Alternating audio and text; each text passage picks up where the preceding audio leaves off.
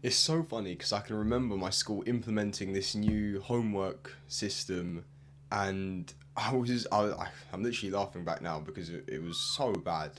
Basically, it was something called flip and fetch, and the whole like idea behind it is quite cool, and I think it works. But the way they implemented it was flipping awful.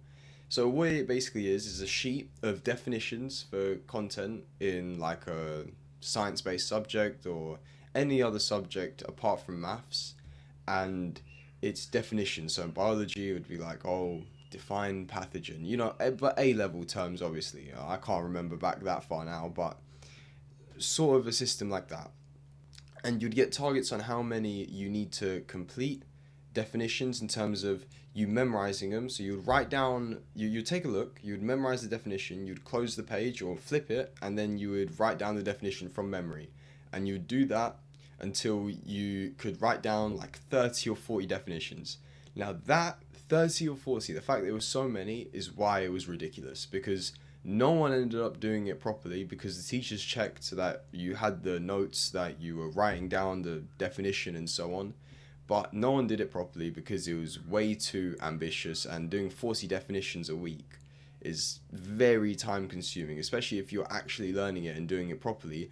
For me, where I had a sport as well that I took seriously, I would not have any time to do anything apart from those definitions, where I've already set myself targets on past papers and other things to do that would probably be more beneficial than literally just definitions, when the specification is testing you on application, not like most of the questions. If you study A levels, most of the questions aren't definitions in science based subjects. They're application. You get thrown into a situation where you don't really know what's going on and you have to figure it out. So that's why I thought it was awful, because it's not what we're getting tested on. Anyway, I'm going to talk to you about how to relieve the burden of homework and just how to free up more time to focus on the things that you actually need to be doing. My name is Nikia, and I help young guys on their journey to reach their sporting and academic goals through self-improvement. If this sounds like a community for you, make sure you like and subscribe. It's a win-win for the both of us. If you want personalized one-to-one coaching, check out the link in the description. And finally, make sure you watch the whole video, as I'm sure it will help you out and you will learn something new. Full screen it. Don't look at the comments. Don't look at the recommended videos over there. And yeah, enjoy, sit back, relax, and enjoy. So I know you motherfuckers are going to like this one. I will outright tell you not to do homework if it doesn't benefit you. So if it's a useless task like some group project, or not even a group project, but something you have to research on, if it really doesn't help you, don't do it. And if you're already doing something in the background where you're doing past papers, flashcards, then definitely don't do it, because it saves you time and it allows you to put that time into something that's actually more useful than this little shitty project that the teacher set you that realistically won't help you all that much.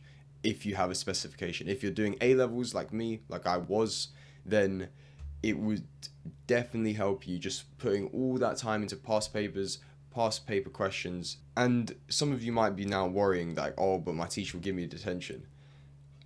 This really wasn't an issue for me, because I think by the time you get to an age where you're doing your own revision, you shouldn't really be afraid of what the teacher has to say. Realistically, they'll give you detention, and what's the outcome of it? If you can study in that detention and do the things that you already should be doing at home, just more of it in the detention, then it's just a win-win, really, isn't it?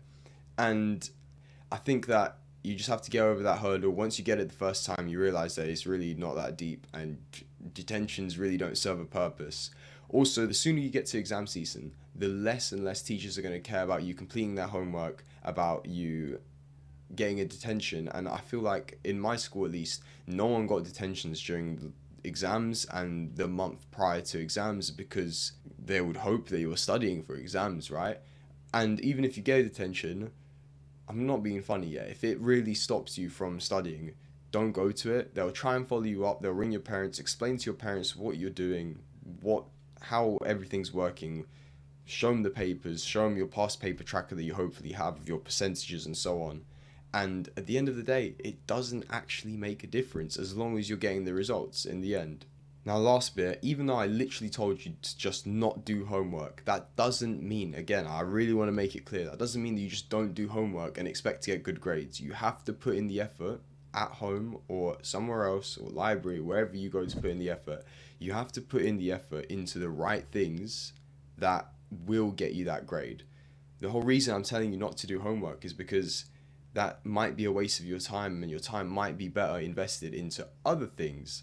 Past papers. I keep banging on about this, but if there's one thing you need to do, it is going to be past papers for most subjects as well. So I hope you found this short video helpful. Make sure you like and subscribe if you find it useful, and I'll see you in the next one.